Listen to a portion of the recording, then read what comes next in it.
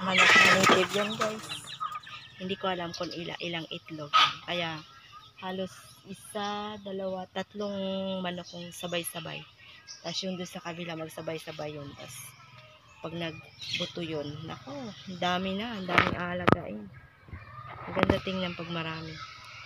Mahal ang kilo ng manok ngayon, nasa 250 na ang kilo. Pag may 5 kilo ka, libo na rin.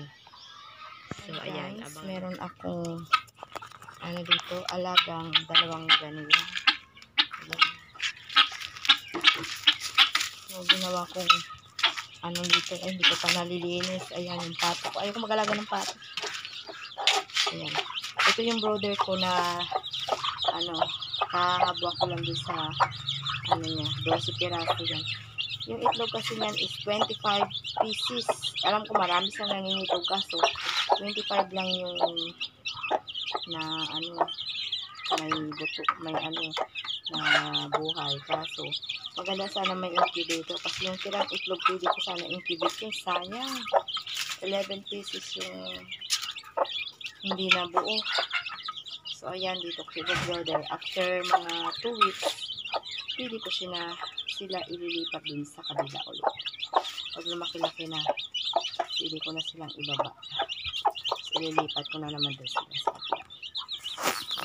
Ayan, meron pa ako naglilimlim doon.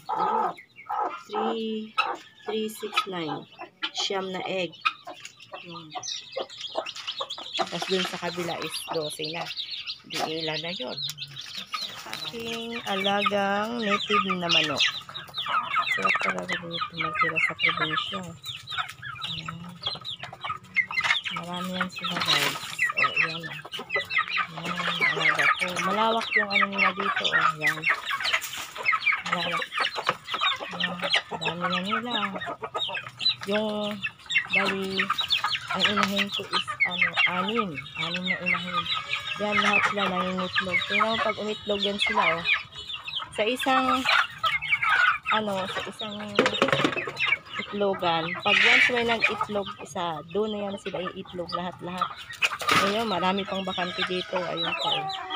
Ewan ko ba yan sa mga yan.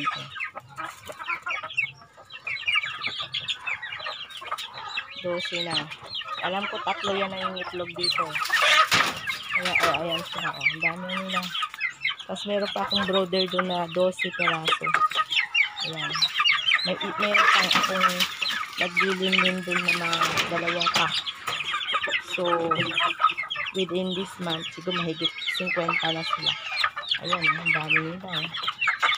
After 5 months, pwede mo lang ibenta. Yung pera na. Yan ang project namin guys.